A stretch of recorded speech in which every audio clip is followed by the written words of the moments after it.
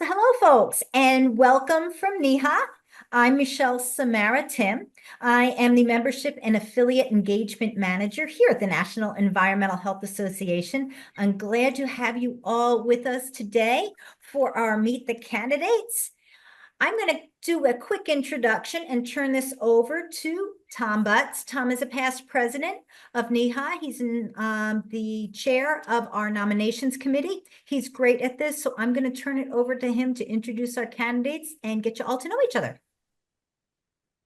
Thanks much, Michelle. Glad folks could join us today. The process of elections to NEHA board is a really important element of how our board puts itself together to represent you across the country. So the RVP role, does cover a multi-state region. So it's not just the folks you probably have worked with on a day-to-day basis as your neighbors, but it's reaching a little bit further into the surrounding communities and states and understanding their needs and interests as well. The role of our 14-member board is to oversee the executive director and the operations of NEHA. We don't get into the minutia of organizational operations. We leave that to our executive director, but we really, and our board is really focused on trying to provide strategic direction to the organization as we enter into a little more uncertain times than we've maybe had for a while. Our regional vice presidents serve 3-year terms. And so the folks we're talking with today are up for a 3-year stint. So with that, I will let each of you, Justin Dwyer and Steve Ruckman, introduce yourselves. We'll start with Justin. Hi, my name is Justin Dwyer, environmental health practitioner at Peoria City County Health Department in Central Illinois.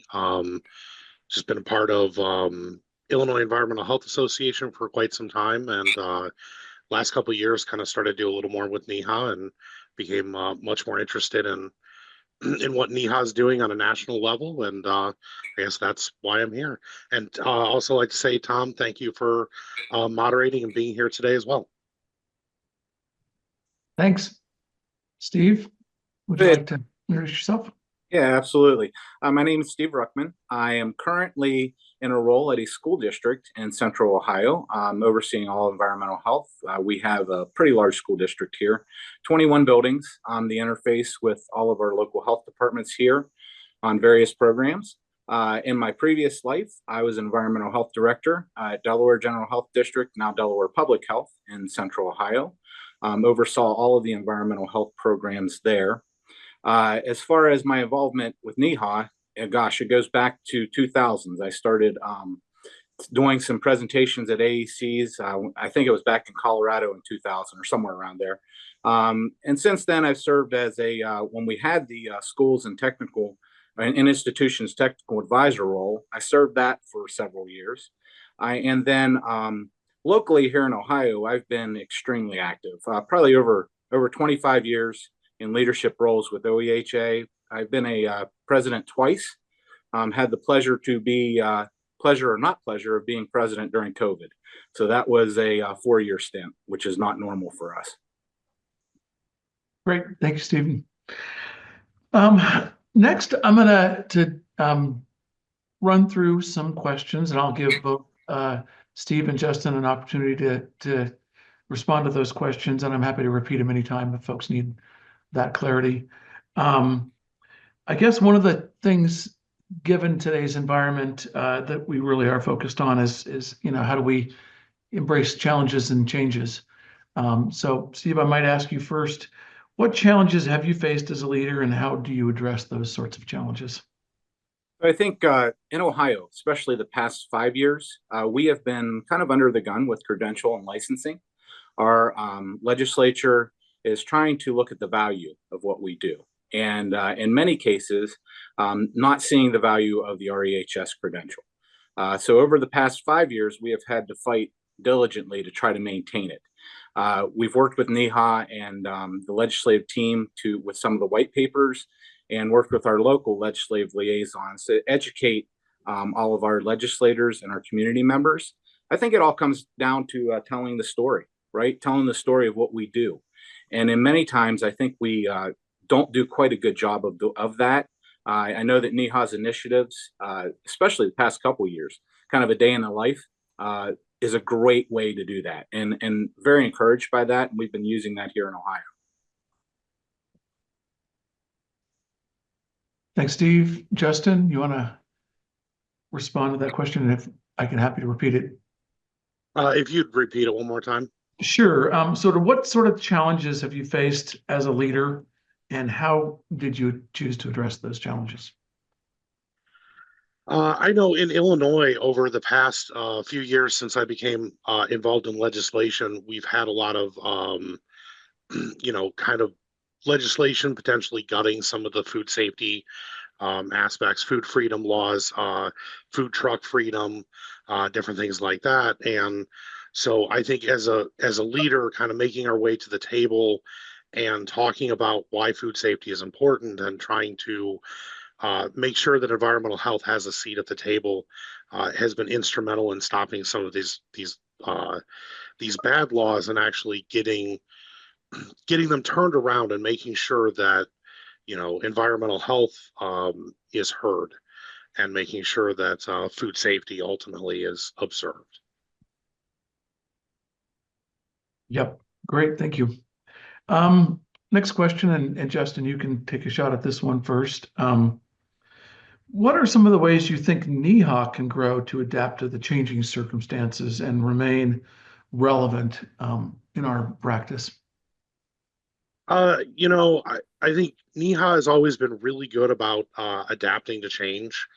I definitely see the next 4 years being a challenge, especially for having strong leadership. And I think that's a role that NEHA is able to play, being able to get information out, passing information that may be hidden or held back, being able to find that and making sure that that is passed out to the rest of the country, so people are aware of a lot of the changes, as we move forward the next 4 years.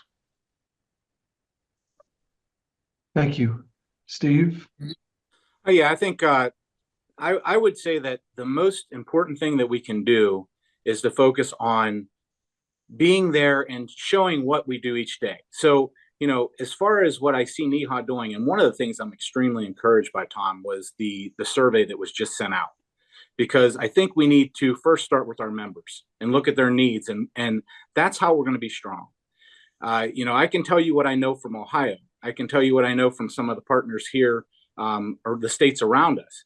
But nationally, I think as a national organization, we need to know regionally what's going on and how we can make a change, for the better. I think that's where the board's going to be the strongest, is if we listen to our members and kind of direct our efforts that way.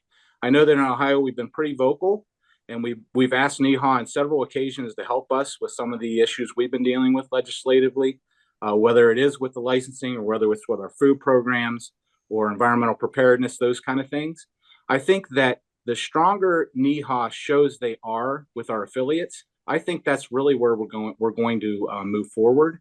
And that's how I see us adapting to the circumstances. Remaining relevant, really, the best thing that we have done, like I said, is telling our story. And that day in the life was a huge thing for us here in Ohio. Yeah, NEHA has certainly taken the initiative over the last couple of years to try and become more visible, and try and support our professionals across the country in new ways. So I think that's a big part of what we need to continue to do, for sure. So Steve, I'll give you the next question. How do you encourage innovation and creativity in your team? I think the first thing that I look for is that create an environment that is safe, and one in which people are not afraid to take chances. The worst environment you can have is where you have people that are afraid to fail. Let them try new things. Yeah, my 20-year-old, at OU. He's an engineering student, so he's always trying to tell me of ways to do things better. And sometimes that takes risk and it takes stepping out. And I think that I have that at home reminding me. But along the way, over 30 years, I found that some of the best ideas come from some of the newer professionals. They're willing to take a chance. They're willing to tell us what we need to do. And we just need to have our ears to that. We need to have our eyes open to that. Thanks, Steve. Justin, the question was, how do you encourage innovation and creativity within your team? I think a big thing with that is definitely allowing voices to be heard, and goes along with exactly what Steve was saying too. Is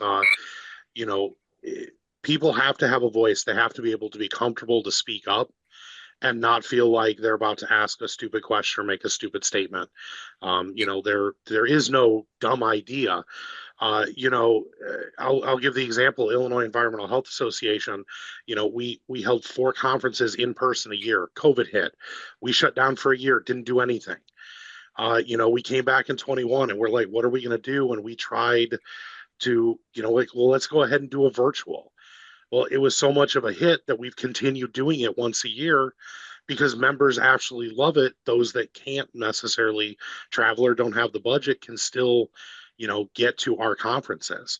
So, thinking outside of the box and listening to those ideas and, working through the problems, is the best way. And I definitely do agree. The younger members always have the most creative ideas because, they've come across it in other aspects where sometimes those of us in the profession for a while haven't seen it yet. Yeah. Thank you. So, I didn't mention this in the introduction, but, the regional vice presidents are really the face of NEHA at many state affiliate conferences and other places.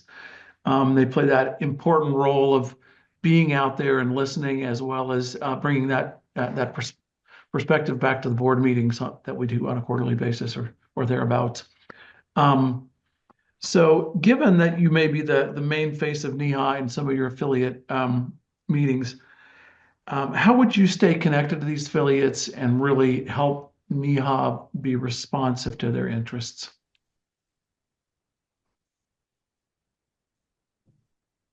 So, Justin, I think that was to you first. Oh, okay. I would definitely say, keeping in touch with all the different affiliate presence organizations, regular emails to them, checking in. Nikki was always really great about that as RVP6, and I always enjoyed her leadership and just kind of taking an interest, especially being available, reaching out. If I had a question, I could reach out and she was available. If she didn't have the answer, she could send it up and find it.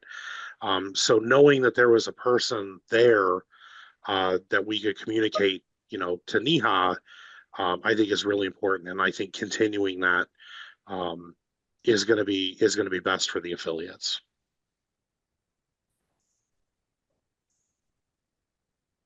Great. Oops. Steve? Okay. Tom, I think one of the most valuable things that I have found as a president of the affiliates is that affiliate president meeting that we have, at the annual conference. There is so much good that comes out of that. And I remember during COVID, we actually did some Zoom calls, and Nikki led a Zoom call, and we kind of were able to come together and talk about what we were experiencing during that time. One of my ideas is to have, whether they're quarterly or 3 times a year, just have Zoom calls with the affiliate presidents and kind of talk through the issues that we have in each of our states. And also, be involved in maybe, the communication that goes out from the affiliates. Get involved with their newsletters, send out what's happening at NEHA, and write some articles for them. I know that that's one thing here in Ohio. We're always looking for articles. We're always looking for something that is valuable in our journal. And, that would be one of the things I would look forward to doing, is sharing just the initiatives that NEHA is moving forward. Great. Yeah, lots of listening and translating for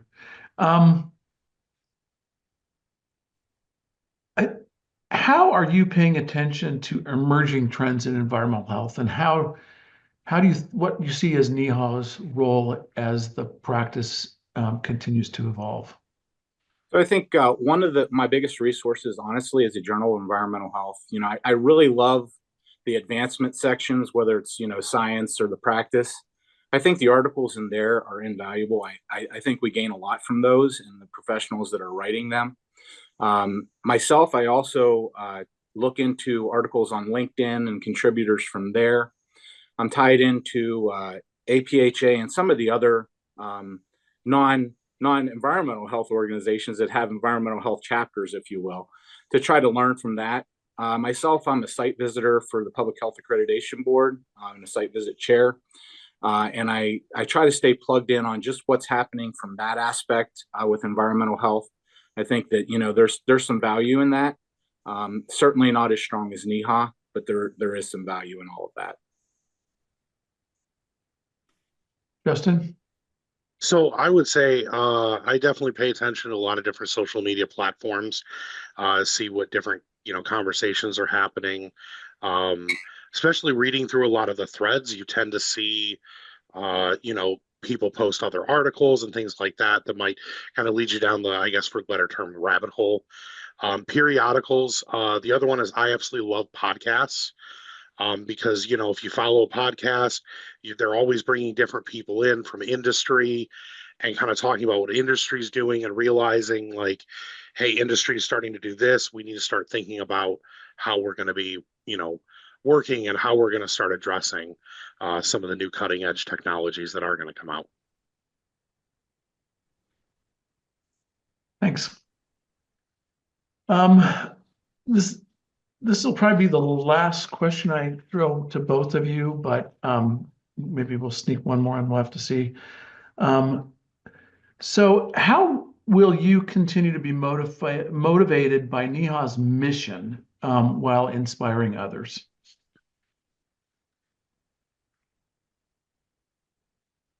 And Justin, you can start. Sorry. Okay. So, I think the big thing is just making sure people remember NEHA's there, having those conversations, talking about, what's going on with NEHA, bringing things back to the board and saying, hey, we're hearing X, Y, Z, these are things that we want to pass along to, to address, or, here's some topics we need to make sure wind up in our periodical or, being posted on our social media platform. So, I think just continuing to make sure voices are heard of our membership and making sure that NEHA continues to have a voice is going to be the number one way to continue. Thanks, Justin. Steve? I've thought about this question a little bit. When we talk about building, sustaining, and empowering an effective environmental health workforce, really, I think it comes down to making sure that people feel valued.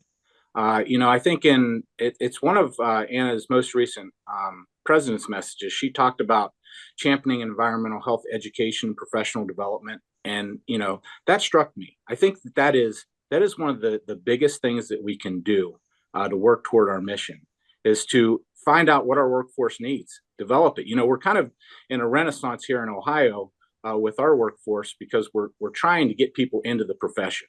And one of the ways that we're doing that is really selling it through environmental health education, trying to say, hey, this is what we do, and it's really cool. So I think that all plays into NEHA's mission. And, I am very encouraged by the direction we're headed. I think this is a very exciting time for us. Certainly you mentioned it's challenging.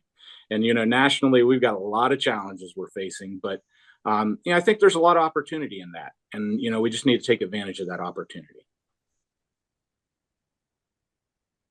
Thanks. I think we do have time for one more question. I'll throw to both of you. I haven't got any questions from audience members, but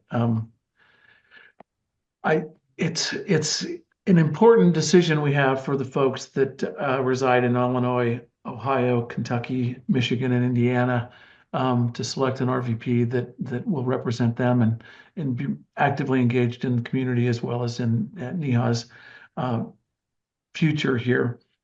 I'll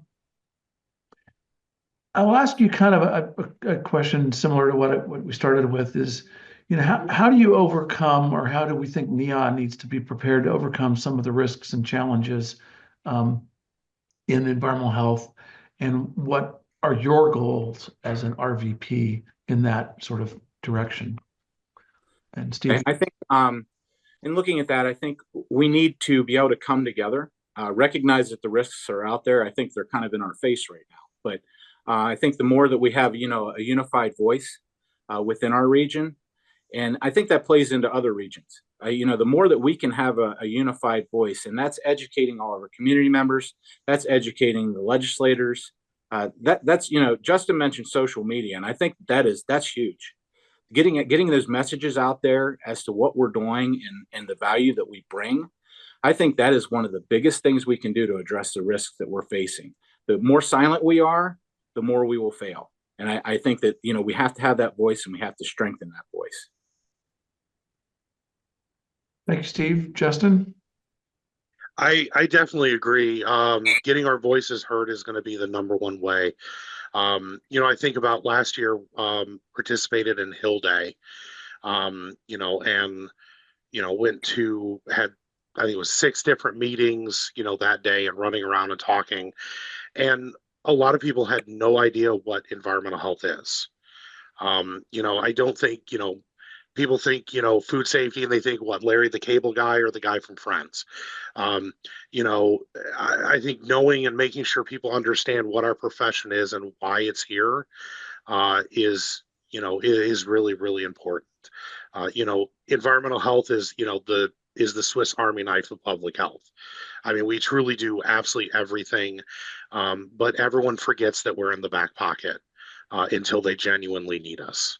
So, I definitely think, being a voice and being out there is going to be the number one way to continue. Great.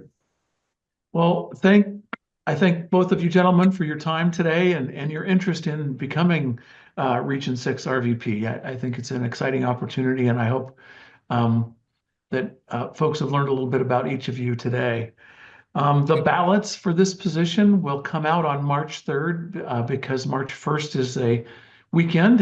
They will come out on Monday, the 3rd, electronically. So that's when voting begins, and we look forward to good participation in this race. With that, I think we have reached our 25-minute target for the session today, and I want to again thank both Justin and Steve for their service in our communities in Illinois and Ohio, and for their interest in supporting NEHA on a national level and becoming a regional vice president. So thank you very much.